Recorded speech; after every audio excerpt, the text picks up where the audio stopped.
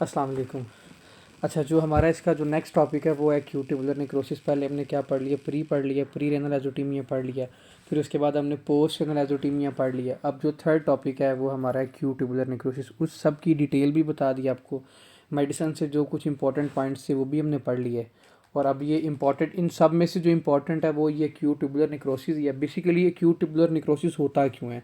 ये जो acute tubular necrosis होता है ना, ये इंट्रिंसिक रेनल फेलियर के अंदर होता है। ठीक है, किस में होता है? इंट्रिंसिक रेनल फेलियर, कि रेनल के अंदर कोई ना कोई मसला है, किडनी के अंदर कोई ना कोई इशू है। इसको हम क्या बोलते हैं? Intrinsic renal failure. इसकी कॉजेज़ क्या क्या हो सकती हैं? किसकी इंट्रिंसिक रेनल फेलियर की क्या क्या कॉजेज़ हो सकती हैं? फॉर एग्जांपल, इसमें आपका जो मोस्ट कॉमन कॉज होती है वो होती है आपकी एक्यूट ट्यूबुलर नेक्रोसिस। क्या होती है इसकी? मोस्ट कॉमन कॉज होती है किसकी? आपकी इंट्रिंसिक रेनल फेलियर की। ठीक है, इसके अलावा इसमें और क्या आ सकता है? Acute interstitial nephritis. इंटरस्टिशियल की क्या होगी है? इन्फ्लामेशन होगी है, वो भी इसमें मोस्ट कॉमन कॉज हो सकती है। ठीक है, उसके अलावा इसमें ग्लोमेरुलोनेफ्राइटिस हो सकता है, रैप्डोमायोलाइसिस हो सकता है। ये आगे जाके हम इसमें डिटेल में ये सारी चीज़ें पढ़ेंगे दोबारा। ठीक है, क्या क्या इसकी कॉजेज हो सकती है इंट्रिंसिक रेनल फेलियर की? एक्यूट ट्यूबुलर नेक्रोसिस हो सकती हैं, एक्यूट इंटरस्टिशियल नेफ्राइटिस हो सकता है, और क्या हो सकता है? ग्लोमेरुलोनेफ्राइटिस। रैप्डोमायोलाइसिस भी हो सकता है। अभी मैं आपको थोड़ी देर तक बताऊंगा कि रैप्डोमायोलाइसिस क्या होता है जब हम इसकी डिटेल में जाएंगे।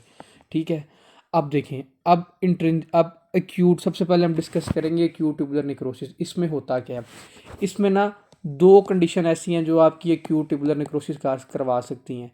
कौन कौन सी है? या तो वो किसी ना किसी इस्कीमिया की वजह से हो सकता है, ये कॉज हो सकती है इसकी, या किसी ना किसी नेफ्रोटॉक्सिक एजेंट की वजह से हो रहा है। ठीक है, उसमें क्या क्या आ सकता है? लेड की वजह से हो सकता है। दूसरा इसमें क्या हो सकता है? क्रश इंजरी की वजह से हो सकता है। अब क्रश इंजरी कैसे करवाती है, ये थोड़ी देर आप वेट कर लें, इसकी जब हम डिटेल में जाएंगे फिर हम इसको देख लेंगे कि क्रश इंजरी कैसे करवा रहा है हमारा एक्यूट ट्यूबुलर नेक्रोसिस करवा रहा है। ये तो थे इसके क्या कॉजेज़। कौन कौन से इसके कॉजेज़ हैं? इस्कीमिया है, और दूसरा इसमें क्या है? नेफ्रोटॉक्सिक एजेंट है। अच्छा, हमने प्री रेनल एजोटीमिया में पढ़ा था ना कि क्या होता है जी, हमारा जो वो क्या कहते हैं, जो किडनी की तरफ ब्लड है वो कम जाता है, और उसकी वजह से क्या होते हैं, हमें ब्लड यूरिया नाइट्रोजन का लेवल ज़्यादा हो जाता है, फ्रैक्शनल एक्सक्रीशन को सोडियम जो होती है वो कम ही रहती है। लेकिन अब देखिए यहाँ पे क्या हो गया, किडनी की निक्रोसिस हो गई है। जब आपको पता है किडनी की निक्रोसिस हो जाएगी तो किडनी अपना फंक्शन छोड़ देगा, तो जो ब्लड यूरिया नाइट्रोजन था वो कितना हो जाएगा? फिर लेस दैन 15% रेशो हो जाएगी। जो फ्रैक्शनल एक्सक्रीशन सोडियम थी वो कितना हो जाएगा? 2% से ज़्यादा हो जाएगा। क्यों? अब आप अपने माइंड में वही बात दोहराएं, जब हमने पढ़ा था पोस्ट रेनल एजोटीमिया पढ़ा था, उसकी जो लेट कॉज थी, लेट में क्या हो रहा था कि आपकी एपिथेलियल सेल डैमेज हो रहे थे। इससे पहली वाली जो वीडियो थी, जब एपिथेलियल सेल डैमेज हो रहे थे तो जो सोडियम की थी वो रीअब्जॉर्प्शन हो नहीं रही थी, और जिसकी वजह से फ्रैक्शनल एक्सक्रीशन सोडियम थी वो 2% से ज़्यादा हो गई है। अब इसमें भी देखें, एक्यूट ट्यूबुलर नेक्रोसिस में भी किसी न किसी नेफ्रोटॉक्सिक एजेंट की वजह से, इस्कीमिया की वजह से क्या हो रहा है? आपका ब्लड सप्लाई कम हो गई है, निक्रोसिस हो गई है, एपिथेलियल सेल डैमेज हो गए हैं। जब आपके एपिथेलियल सेल डैमेज हो जाएंगे तो जो एक्सक्रीशन है सोडियम की वो ज़्यादा से ज़्यादा होगी। ठीक है, जो फ्रैक्शनल एक्सक्रीशन सोडियम है वो कितनी हो जाएगी? 2% से ज़्यादा हो जाएगी। ठीक है, ये तो थे इसके क्या सारे कॉजेज भी देख लिए, कैसे ब्लड यूरिया नाइट्रोजन कम हो रहा है, कैसे फ्रैक्शनल एक्सक्रीशन सोडियम 2% से ज़्यादा हो रही है। अब इसके एक दफ़ा बुक से रीड आउट कर लेते हैं, फिर उन्होंने जो यहाँ पे इंपॉर्टेंट इसके क्लिनिकल फीचर लिखे हैं वो भी पढ़ लेंगे यहाँ से। Injury and necrosis of the tubular epithelial cell, same क्यों हो रही है? इसकी कॉज, मोस्ट कॉमन कॉज क्या है? इंट्रारेनल एजोटीमिया। ठीक है, किसकी वजह से हो रही है? ये देखें, किसी न किसी एक्सकीमिया की वजह से हो रही है या नेफ्रोटॉक्सिक एजेंट की वजह से हो रही है। Necrotic cell plug tubule obstruction decrease है जीएफआर। हमारा जीएफआर क्या हो गया? डिक्रीज कर गया। अब जीएफआर इसमें क्यों डिक्रीज कर देगा? देखें, जब हमारे एपिथेलियल सेल डैमेज होंगे तो वो ऐसे एक्यूमुलेट हो जाएंगे किडनी के अंदर। ठीक है, जब किडनी के अंदर एक्यूमुलेट हो जाएंगे तो जो हमारा जीएफआर है वो क्या हो जाएगा? रिड्यूस हो जाएगा। ठीक है, अब यही जो यहाँ पे इकट्ठे हुए हैं एपिथेलियल सेल डैमेज हुए हैं, ये हमारे यूरिन में आएंगे, इसको हम बोलेंगे ब्राउन मडी कास्ट। और इसकी ये पेरेंट्स एमसीक्यूज में आती है कि ब्राउन मडी कास्ट हम किसके अंदर देखते हैं? वो देखते हैं हम एक्यूट ट्यूबुलर नेक्रोसिस के अंदर देखते हैं। देखें, Brown granular casts are seen in the urine. Dysfunctional tubular epithelial result in decrease area absorption of the blood urea nitrogen. ठीक है, कितनी 15% से कम हो गया. Decrease area absorption of the sodium fractional excretion कितनी हो जाएगी, 2% से ज़्यादा हो जाएगी. वो मैंने आपको बता दी कैसे हो रही है. Concentrated and inability to concentrate the urine, और यूरिन की ऑस्मोलैलिटी कितनी हो जाएगी, less than 500 milli osmol per KG हो जाएगी. कॉजेज इसकी यहाँ पे उसने क्या मेंशन की हुई है, या कोई ना कोई नेफ्रोटॉक्सिक एजेंट हो सकता है या इस्कीमिया हो सकता है. अब फॉर एग्जांपल इस्कीमिया कैसे करवाता है. इस्कीमिया की वजह से ब्लड सप्लाई कम गई, किडनी ने अपना फंक्शन छोड़ दिया और उसकी वजह से उसकी निक्रोसिस होगी ट्यूब्यूल की. तो जो फ्रैक्शनल एक्सक्रीशन सोडियम वगैरह वही प्री रेनल एजोटीमिया वाली कॉज इसमें सारी वही उसने मेंशन की है. मोस्ट सस्पेक्टेबल एरिया कौन सा किडनी का इसमें डैमेज होता है, वो हमारी प्रॉक्सिमल ट्यूब्यूल हो सकती हैं. और सेकेंडली कौन सा हो सकता है, ये मेडुलरी सेगमेंट कौन सा, thick ascending loop of Henle हो सकता है. इसमें वो पूछ सकते हैं कि इसमें जो मोस्ट कॉमन जो सेगमेंट है किडनी का, रेनल का, वो कौन सा इन्वॉल्व हो सकता है. तो आपने इसमें बताना है या प्रॉक्सिमल ट्यूब्यूल हो सकता है या thick ascending loop of Henle हो सकता है. और ये भी एमसीक्यूज में 2 से 3 दफ़ा पूछा गया है. नेफ्रोटॉक्सिक एजेंट कैसे करवा सकते हैं.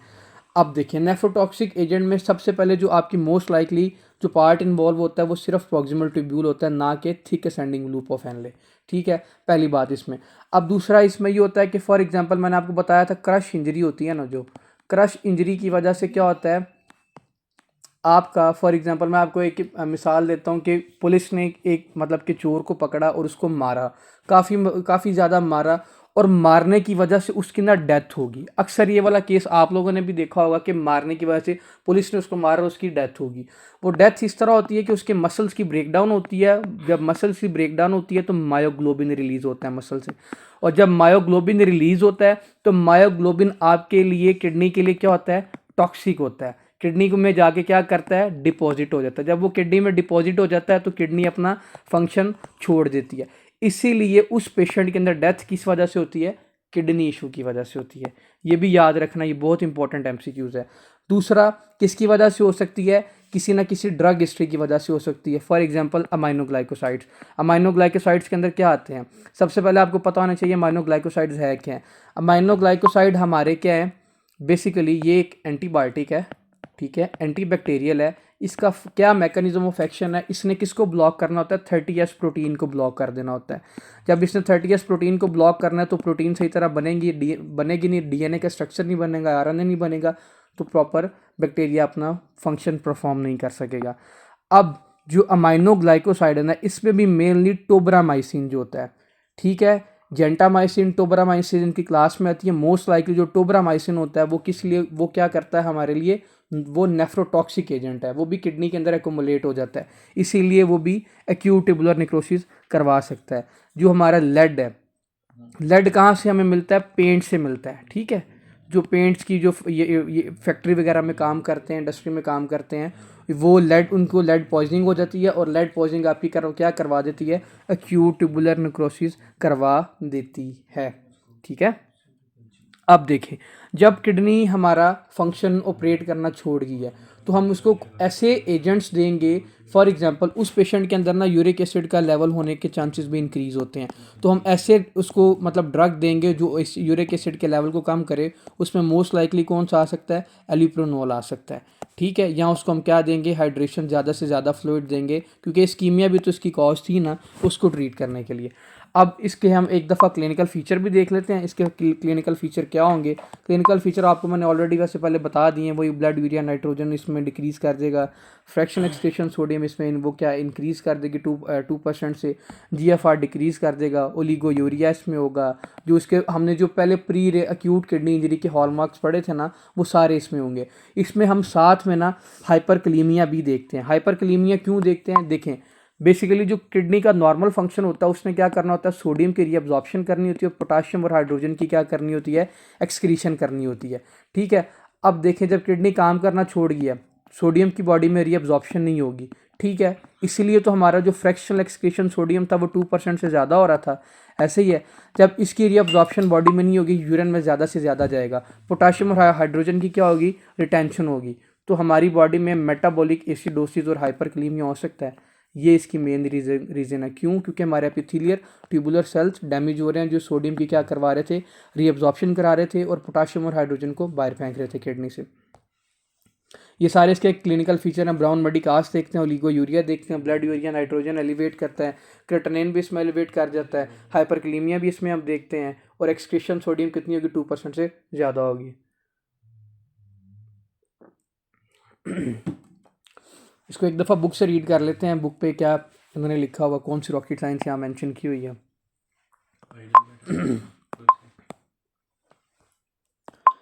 Injury and necrosis of the tubular epithelial cells. Epithelial cells की क्या होगी, इंजरी और निक्रोसिस होगी। Most common cause of the acute renal failure, most common cause है। नेक्रोटिक सेल प्लग है, ऑब्स्ट्रक्शन की वजह से क्या हो गया, जीएफआर डिक्रीज कर गया इसका। ब्राउन ग्रैनुलर कास्ट इसमें देखते हैं यूरिन के अंदर, वही बात। Dysfunctional tubular epithelium result in decrease और reabsorption of the blood urea nitrogen serum.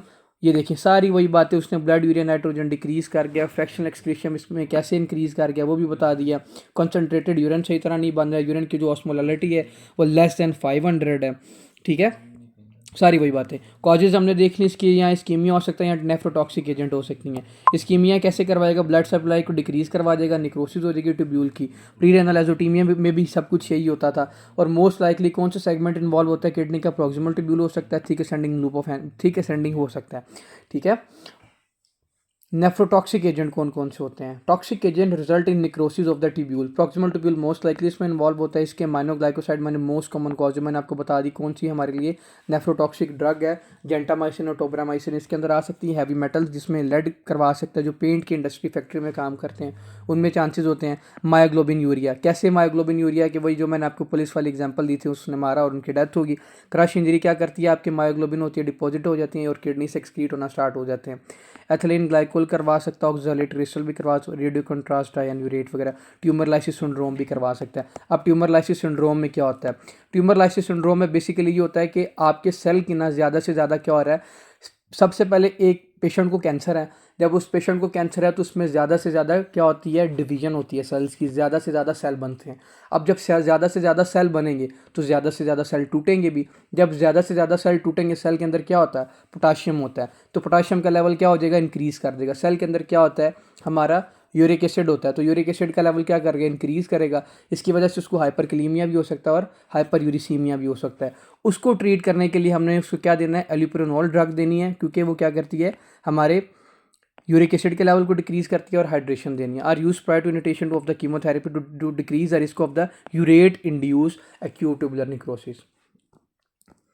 Clinical feature देख ले, ओलिगोयूरिया इसमें हो सकता है, ब्राउन ग्रैनुलर कास्ट हो सकती है, ब्लड यूरिया नाइट्रोजन क्रेटिनिन इसमें इंक्रीज कर गया। हाइपरकलीमिया कैसे होता है वो मैंने बता दिया है, क्योंकि रेनल की एक्सक्रीशन क्या हो रही है, डिक्रीज कर रही है with metabolic acidosis. Reversible but often required the supportive dialysis. Dialysis के भी रिवर्सिबल तो है ही अगर आप उसको हाइड्रेशन दे दें, अगर ना दें तो फिर हमें डायलिसिस की तरफ जाना पड़ता है और इलेक्ट्रोलाइट इम्बैलेंस को ट्रीट करना पड़ता है इसमें। Oliguria can persist for 2 to 3 week before the recovery. Tubular cells, stable cells take time to re enter the cell cycle and regenerate. हमारे जो सेल डैमेज हुए हैं वो भी रीजनरेट हो सकते हैं, लेकिन वो टाइम लेंगे। कितना टाइम लेंगे, 2 से 3 हफ्ते एटलीस्ट वो लेंगे रिकवर होने के लिए, ठीक है। इसको एक दफ़ा हम उससे भी रीड कर लेते हैं, स्टेप 1 से भी कर लेते हैं, फर्स्ट एड से। वहाँ पे अगर उन्होंने कोई नई चीज़ मेंशन किया तो वो भी देख लेते हैं।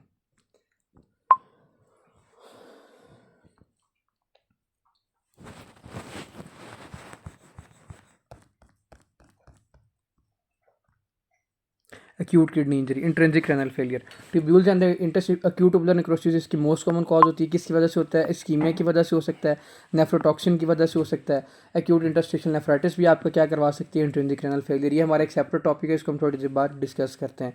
एक्यूट ग्लोमेरुलोनेफ्राइटिस भी करवा सकती हैं, वेस्कुलाइटिस भी करवा सकता है, हाइपरटेंसिव इमरजेंसी, और ये थ्रोम्बोटिक थ्रोम्बोसाइटोपेनिक परप्यूरा और हीमोलिटिक यूरेमिक सिंड्रोम। ये हमारे सारे ना ब्लड के टॉपिक हैं, उसके अंदर हम इसको फर्दर डिटेल में डिस्कस करेंगे। वहाँ पे आपको बताऊंगा कि ये कैसे हमारे इंट्रिंसिक रेनल फेलियर करवा सकती हैं। पैचिनिक्रोसिस होती हैं, डेब्रिस जो हमारे जो वो वहाँ पे सेल्स डैमेज होते हैं, वो इकट्ठे हो जाते हैं, जिसकी वजह से वो ऑब्स्ट्रक्शन करवा देते हैं, जीएफआर कम हो जाता है। वही बात, यूरिन की ऑस्मोलैलिटी लेस दैन 350 होती है, यूरिन एक्सक्रीशन सोडियम 40 से ज़्यादा हो जाता है।